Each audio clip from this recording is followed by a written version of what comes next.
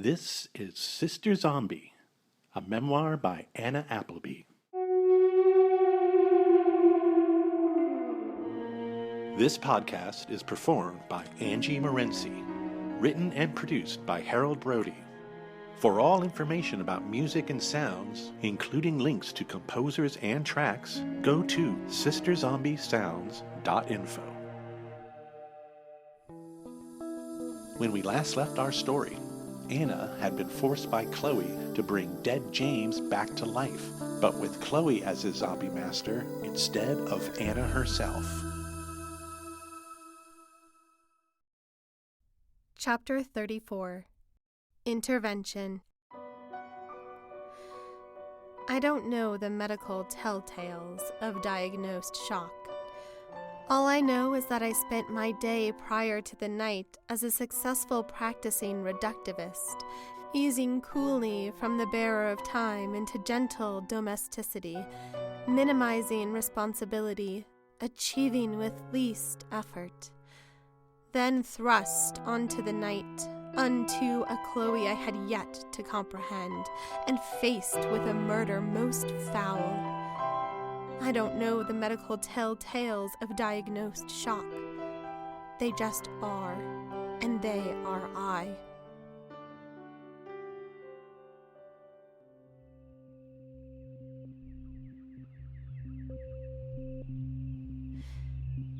This wasn't the vortex I defined earlier.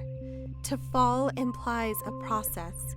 You are aware of whence you came, and you suspect where you are going, and any associated terror comes from the demarcation of the differences of the two, and one is left with a longing exceedingly profound, but in the least it allows a foothold, or something to strap yourself to, before letting go, if that is possible.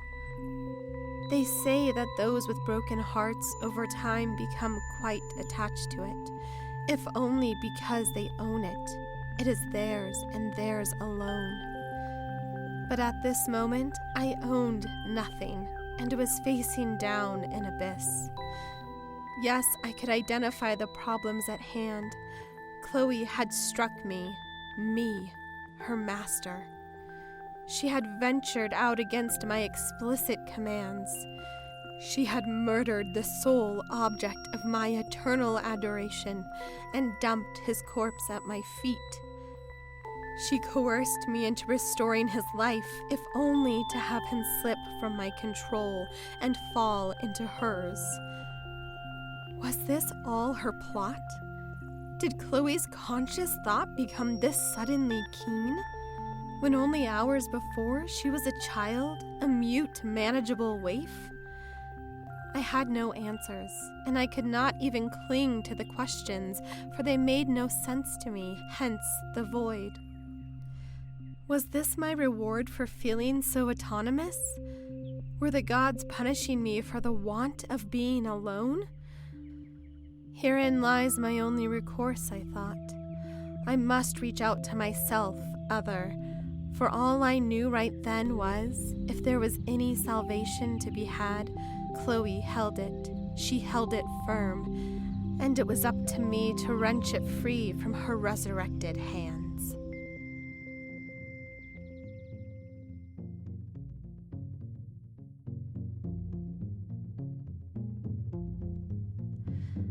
I had fallen asleep on the hallway floor, and when I awoke, sore and destitute, it was still dark and silent, and I figured I had been asleep for only a short time, for even a void has weight.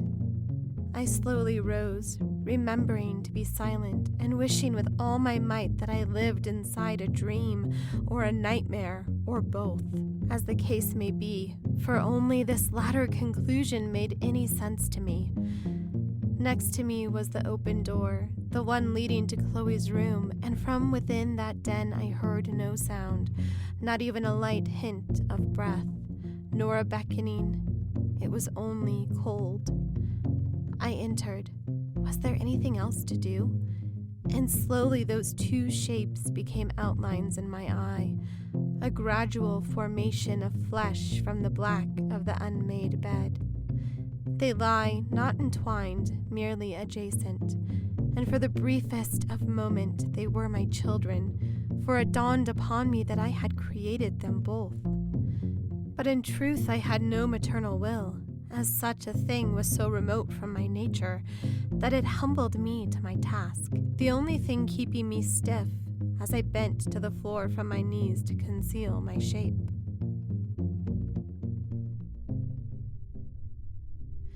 Chloe was closest to me, as a matter of good fortune, so I was able to address her with a whisper into her ear. "Chloe." But she did not answer. I endeavored to speak more forcefully, though of course I couldn't risk waking James. Perhaps a command would be in order, I thought. "Chloe," I said in a distinctly harsher tone. "Wake up, get out of bed, and come to my room now." Chloe inhaled deeply, but offered nothing else. Still, the rise of her chest startled me sufficiently to hasten my retreat from the room, which I managed in as much stealth as I could muster. Enough that I felt confident to add a parting shot, standing as I was now at her doorway, about to recoil, but not before. "Chloe!" And I could see her awaken, and I moved swiftly away, back into my own room where I sat on my bed in wait.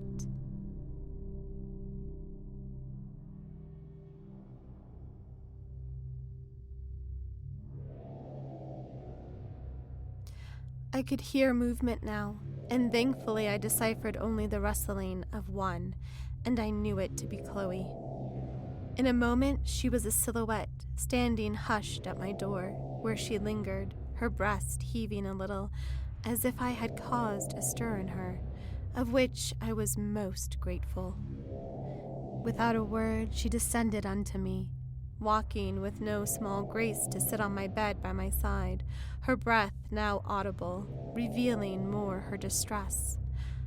I spoke first, in muted words no less urgent, whilst Chloe always stared away from me at the floor.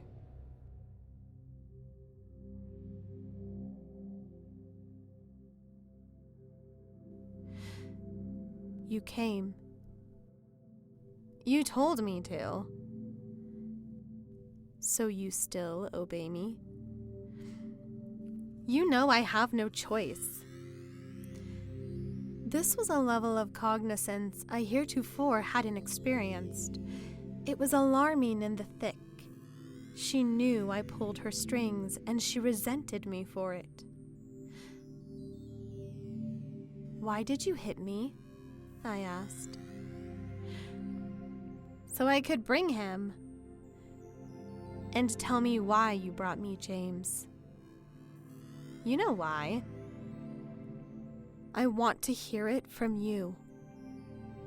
And here Chloe paused, as if searching for words, as if some things still held mystery.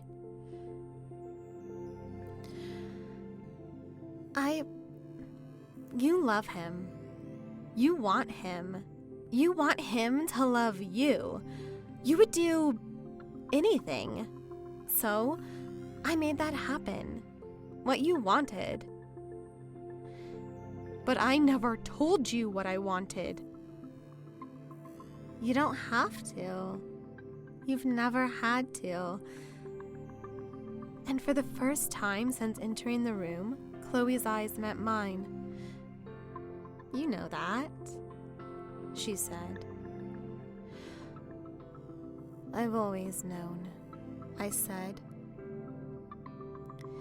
We sat for a long time silent in the darkness, not as one, but two, but with concurrent breath.